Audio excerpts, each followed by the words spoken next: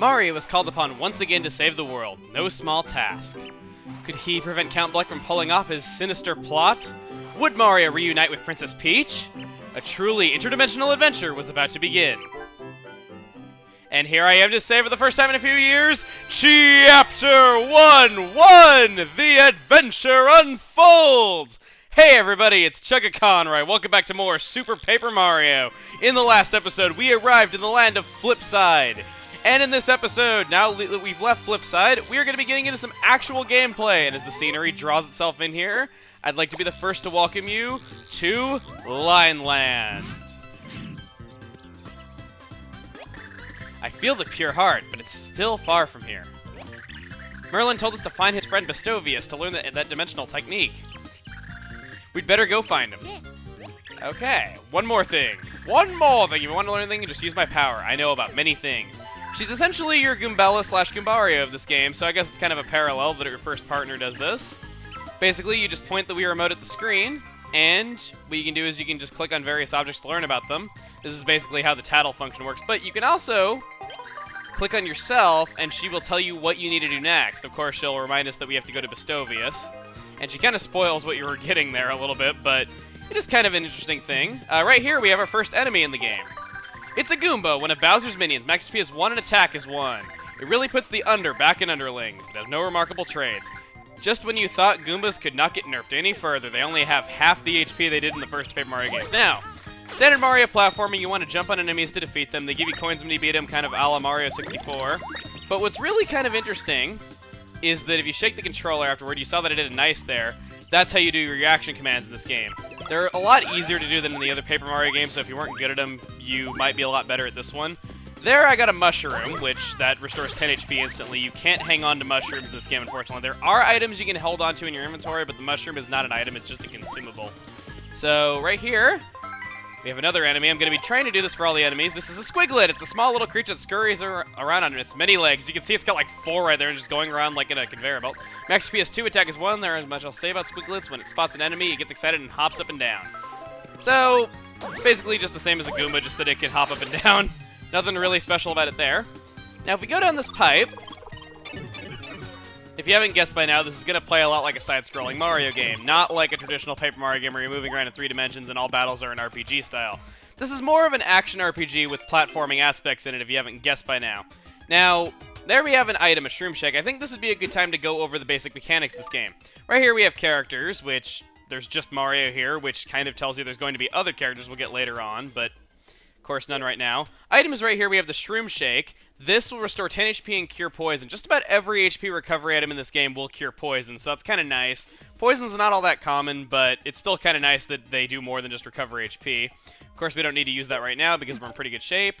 Now for the other things right here, we have important things, which for just now we have the return pipe. We got this in the last episode. We can return to Flipside, back to where that red door is that we went through last time, anytime we want. So if we ever need to go back to Flipside in a hurry, or back to the beginning of Lineland, or beginning of any other area that a door will lead to in Flipside, we can just go back instantly, so that's really nice, cuts down on a lot of time.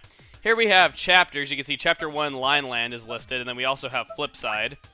You can also click here, and you can see that this is going to be laid out a lot like a traditional Mario game with 1-1, 1-2, 1-3, 1-4, and then there's, not to be spoilers, but just like in the Paper Mario games, there's going to be 8 worlds. So that's kind of cool. So you can just kind of like see how everything's laid out there. And then for these stats right here, this is set up a lot like the past 2 Paper Mario games in the way of stats. Of course, it plays differently, but it's still pretty much the same mechanics. Just like in an RPG, you level up over time after defeating enemies, which will increase your stats. The 2 stats that can be increased on leveling up are heart points, which is how many hits you can take before going down in battle, and attack, which is how much damage you go up. Unfortunately, you don't get to pick what stats go up. Badges are gone now in favor of something else that we'll see later. Score. Just like in a typical platforming game, you have a score system. Now, score actually has a purpose in this game. As you see, it says next level 10,000. Your score is basically your experience points in this game, and as your score goes up, you will level up. So there is actually a reason to kill as many enemies as you possibly can and do as many platforming type things as you can. And you can always see what next level is by just pausing here. Coins, of course, are your money in this game, and time played shows that we've been playing this game for 20 minutes. But, considering most of it is text, I'm going to bet it feels like a lot longer than that. Now, again, I kind of apologize for not being very much gameplay in the first 2 videos. Technically, well, I guess 1 video, because it's kind of just one broken up into 2, but you know what I mean. Right here we got a save block, so we're gonna go and save. And let's head inside. This is a really massive door. And check it out.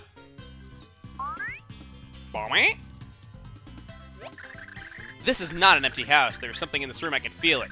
I can help you find hidden things. Why don't you use my power to look around? This is only required a few different times. Kind of similar to the Tattle ability, how it's almost never needed, if ever. But yeah, there we go. We find a hidden door in that way. Yet another massive door. It's a door. Let's go inside. Saying this thing is a door is an understatement. This thing's like a side-opening garage door. So what do we got here? What is this meager mustache that stands before me? And how does it have the audacity to address my multicolored glory? Hey, buddy, I asked you to give me the star point that's on your chin, but unfortunately it doesn't have a use in this game because it's now score, no longer star points. How did these flimsy whiskers detect my secret door? Secret door, secret door, secret door, secret door, secret door. Wait, right there. Red shirt, conspicuous white gloves, jaunty cap. Ha! You are garbed in the rich cloth of the hero of prophecy. You must be the great... Hero! Impersonator! What a costume! You look like you leaped after the pages of the Prognosticus! This is Mario. He's dressed like this because he is the hero. Merlin told us to find you. Merlin? Only his full-bodied beard. He doesn't have a beard, he has a mustache. Revivals my hairy magnificence. I don't want to hear about your hairy magnificence. Merlin thinks you're the true hero. You probably are, I think. Thanks for that, Officer Booker. Well, then the ancient prophecy foretells. I, Bestovius, will bestow upon you the ancient secrets of dimensional flipping. For a nominal fee of 10,000 coins. No reaction to that, Mario? Why not? Even the great and splendiferous Bestovius has certain expenditures. Why should the hero get the world delivered to him on a well-garnished platter? Maybe because you're going to die if I don't? These heroes think they can get away with shaking people down for free skills. A mere 10,000 coins should be nothing for a hero of the universe. What do you say? No! I see. So be it. I will settle for just taking all the coins in your pocket. Do we have a deal? No! Still you refuse? So be it. Though it makes me ill, I will waive the nominal fee and teach you for free. So this whole conversation has been a complete waste of time. I agree. Scintillating. Let us begin. Flimmity flammity flume, tickety daggity dooms, zippity zappity zoom zip zop zoopity bop! Shaboom! Flipow! And with that, we have now obtained the skill that is the main gameplay mechanic of Super Paper Mario. We are now going to get to actually see what this gameplay is really like. I, Bestovius, have granted you the ability to flip between dimensions. Press A to slip between the very fabric of space and flip between 2D and 3D. Alright, so... the skull game being 2D is not really... What is this A that I speak of? I assure you that we are being watched from another dimension. Those beings will understand, but you lack the mustache for full comprehension. Just remember that you can use this ability to find hidden items and secret paths. But beware, use your new ability too long and you will lose HP. So, when we hit the A button, you can see that this whole two-dimensional thing is just an illusion. These are actually 3D environments. There's certain things you can only do in 2D and certain things you will only do in 3D. It's kind of better if I show you than tell you. Here we got a Shell Shock, which will hurt enemies, and we get another Shroom Shake for 10 HP recovery. And then if we go back through this door and we flip again, we can now get this. Because they were, you know, facing the camera, because the flat side of it was facing the camera, we couldn't even see they were there. Now, when I was saying there's certain things you can only do in 2D and certain things you can only do in 3D, it's a lot better if I show you an example of what I mean, because this is just going to give you an example of just how crazy and well thought out these levels are going to be.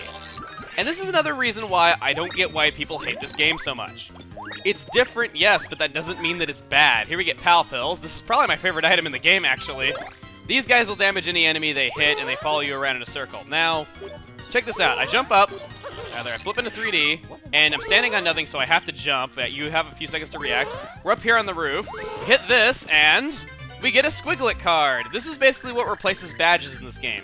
If you have a card of an enemy, you double the damage that you do to it. The more cards, the better. You can boost your power by double, triple, or more. So, the more cards that you get, it'll actually stack. So we have one Squiglet card, so every time that we hit a Squiglet, as you'll see right here, we couldn't kill it in one hit before, but now we do 2 damage to it, meaning that we kill it in 1 hit. And if we go back to areas that we've previously been to, you can see just how much of a difference this whole flipping thing actually makes. See, there's coins back here, and you couldn't see that those coins were there from that. Now, between the gameplay, I will concede, gameplay is not for everybody, but if you like classic 2D Mario platforming, and you like the atmosphere of the other Mario RPGs, wow, fail. I really don't get why people don't like this game so much. I mean, yeah, it's different, but... And then, like, the other thing is, if you haven't guessed by the cutscenes now, I really like the dialogue in this game. The characters are just really clever, and wow, I could have just walked over this cap. I didn't even need to kill my pal pills. But yeah, I think the dialogue's well written, it's funny, and it's just... Hopefully you'll see more as we get further and further into this, that I just don't get why people hate this game so much. Defeat enemies to earn points. When you earn enough points, you'll level up and increase your HP and attack power. Okay, so just like it was saying, we can press plus check at any time. That gauge over there that's filling back up in the corner, that is how much time we have if we flip into 3D before we start losing health. So keep an eye on that. Right here, this is a Koopa Troopa. It may be slow, but it is well defended inside its shell. Max HP is 1, attack is 1, defense is 1. If you leap on it, it'll pull its head and limbs in, then you can kick the shell. From what I hear, Goombas have a long-held fear of Koopa Troopas. So what we're going to do is, we're going to try that out. Or not! Thanks for that, little Mario. Let's actually try it out this time. And excuse me! Cooperate with me a little... You just killed your brother! What's wrong with you? He kicked the Koopa shell into one of his fellow brothers! Now I kicked the Koopa shell into my fellow brothers. Okay. I think rather than using real Koopa shells, because these pal pills make it difficult, we have a Goomba card right there, by the way. I think I'm just going to use that shell shock that we got. I got hurt. Wow. I am just playing so badly here for this first area. Let's get this mushroom and recover health. So I got my little Mario dude buddy guy with me here. He's the only one I have left. You're all I have in this cold, cold world. Little 8-bit version of me. You might notice this is the first level of this game. This has a lot of throwbacks to level 1-1 from Super Mario Brothers. Right here, we got an area with 2 Goombas with the blocks arranged in this way, and then there's, you know, those 4 blocks that are over here that are all question mark blocks. The level started out a lot like it, so you'll see a lot of homages like it's that. And if you recall, the top block got a fire flower in it in the original game, so let's hit it. Right here is a happy flower. When you get these coins all right now, typically you don't want to be too close to a pit because the coins will appear wherever the screen is currently scrolling. So typically you want to avoid having pits on the screen just so you're not like jumping out off cliffs after coins a lot. You can get a lot more of them this way too. Now, this is actually kind of interesting. I'll play it right now. There was actually music that's unused in this game that was planned to be used for when these happy flowers appeared, but instead in the final game, the regular level theme keeps playing. Don't know why.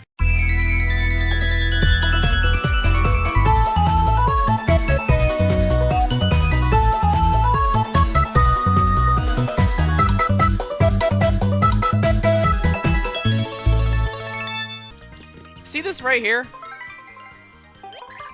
There's something odd about this mountain. You should try flipping here. So she'll give us that hint.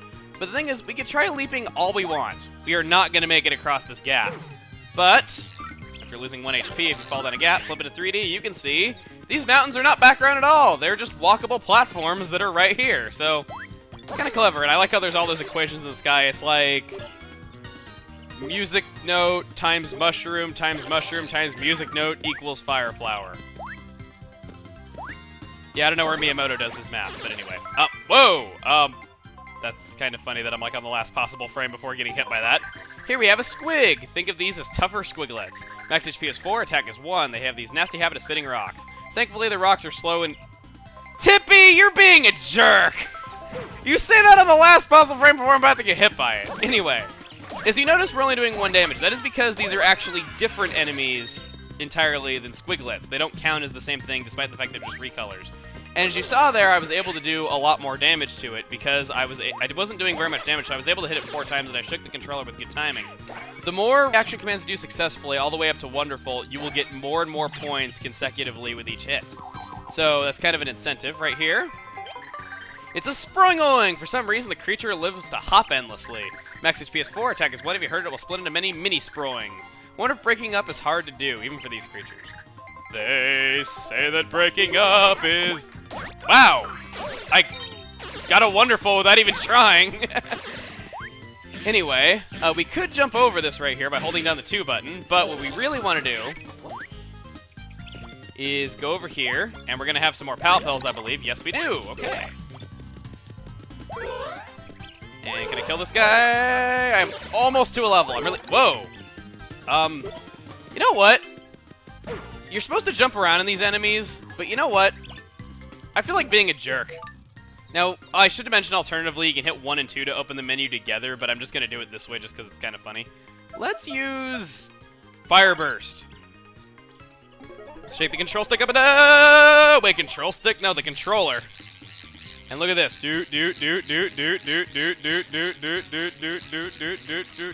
Barbecued squiglets! Level up. Max HP went up by 5. And again, we have another pointless mushroom that we don't even need. Because I am just getting so much stuff. At least it'll reset the gauge, but still.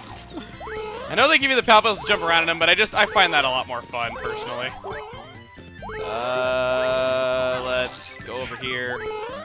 And I'm not going to get those blocks, am I? Oh, well.